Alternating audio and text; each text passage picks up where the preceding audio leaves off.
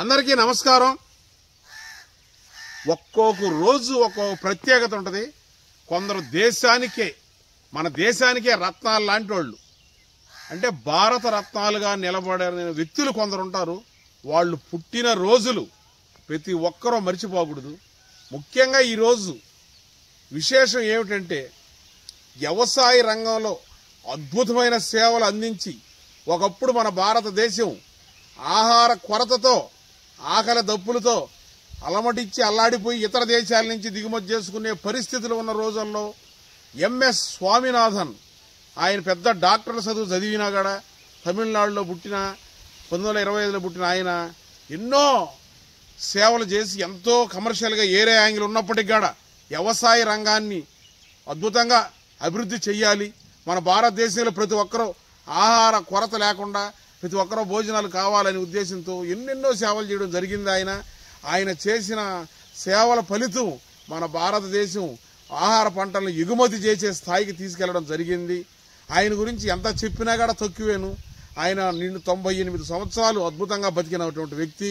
ఆయన వ్యవసాయ రంగంలో రైతుల కోసం ఎన్నెన్నో శ్రీకారాలు సృష్టించాడు. ఆ ప్లాన్లు అయితే అన్ని సక్రమంగా అమలు కాలేదు, కొన్ని అయినాయి. ఆ ఎన్ని కానీ సక్రమంగా అయ్యి కానీ ఉంటే అప్పుడప్పుడు ఆ వేదికల మీద పేపర్లలో అంటుంటారు, సినిమాల్లో రాజుతే రాజు రైతే రాజు అని. అవి అక్షరాలా జరిగేటువంటి ప్లాన్స్ ఆయన చేశాడు. మన ఆ రైతుల దురదృష్టం ఏమో కానీ ఆయన అనుకున్న ప్లాన్లు కొన్ని జరగలేదు. జరుగుంటే రైతులు ఈరోజు ఆర్థిక పరిస్థితి ఏరే లెవెల్లో ఉండేది. ఆ మహానుభావుడు పుట్టినరోజు కాబట్టి ఆయనకి గణనేవాళ్ళుగా చెప్పుకుంటడం జరుగుతూ ఉంది. అటువంటి ఆయనకి పద్మశ్రీ అవార్డు వచ్చింది, పద్మభూషణ్ అవార్డు వచ్చింది, ఇంకా ఎన్నో చాలా అవార్డులు వచ్చినాయి.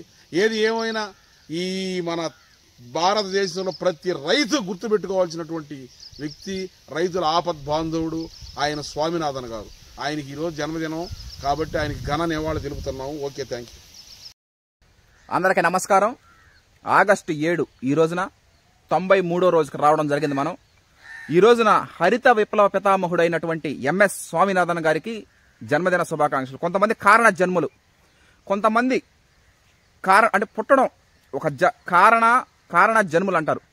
ఆయన చనిపోయినప్పటికీ కూడా వాళ్ళు చేసినటువంటి మంచి పనులు చిరస్థాయిగా ఉంటుంది. సృష్టి ఉన్నంత వరకు, ఈ వ్యవసాయ రంగం ఉన్నంత వరకు వాళ్ళు చేసినటువంటి కృషి అట్లాగే ఉండిపోద్ది. సృష్టి ఈ ప్రపంచం ఉన్నంత వరకు వాళ్ళ సేవలు అట్లాగే నిలిచిపోతాయి. ఎంఎస్ స్వామినాథన్ గారు హరిత విప్లవ పితామహుడైన 11 ఏళ్లప్పుడే వాళ్ళ నాన్న చనిపోవడం, అది బాధాకరమైన విషయం. ఆయన్ని కలిసివేసినటువంటి విషయం. మా అమ్మగారైన ఈ మధ్య అంటే 32 ఏళ్ళు వచ్చినప్పుడు చనిపోవడం జరిగింది. కానీ ఆ రోజు ఆమె చనిపోవడం, వాళ్ళ నాన్న ఆ విధంగా ఎన్నో ఆటుపోట్లు ఎదుర్కొని రైతుల జీవితాల్లో వెలుగులు నింపారు ఆయన. ఈరోజు ప్రతి తినే ముద్దలో ఆయన పేరు ఖచ్చితంగా ఉంటుంది. ఎంఎస్ స్వామినాథన్ గారిది ఈరోజు పుట్టినరోజు అయింది. ఈరోజు బుధవారం ఆగస్టు 7, 2024 వచ్చే బుధవారం అంటే ఆగస్టు 14, 2024 100వ రోజులో కలవడం జరుగుతుంది. మనం సివిఆర్ పద్ధతిలో వరి సాగు చేసి వచ్చే బుధవారం నాటికి 100 రోజులు పూర్తవుద్ది. 100వ రోజున సివిఆర్ పద్ధతిలో ఈ కోనారం 1638 అనే వరి రకం, ఇది డాక్టర్ శ్రీధర్ సిద్ధి గారు ఈ వరి రకం సృష్టించారు. ఈ రకం వేయడం జరిగింది. మనం నవంబర్లో తెలంగాణ సోనా వేయడం జరుగుతుంది. డాక్టర్ చెన్నమాధవన్ దామోదర్ రాజు గారు, చెన్నమాధవన్ సురేందర్ రాజు గారు ఆ వరి రకం సృష్టించారు. RNR 31479 కూడా వేసాము, ఈసారి వేయలేదు. దాన్ని లావురి కృష్ణ గారు రాజేంద్ర నగర్లో వరి రకం సృష్టించడం జరిగింది. RNR అంటే ఏమి లేదు, రాజేంద్ర నగర్.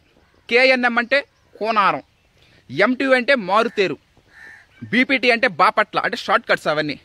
ఈ విధంగా NLR అంటే నెల్లూరు, మన నెల్లూరులో NLR 3449 నెల్లూరు మషూరి, ఆ విధంగా షార్ట్ కట్లో వాటిలో వేయడం జరుగుతుంది. నవంబర్ నుంచి తెలంగాణ సోనా ప్రారంభమవుద్ది, నవంబర్ 25న. Okay, thank you.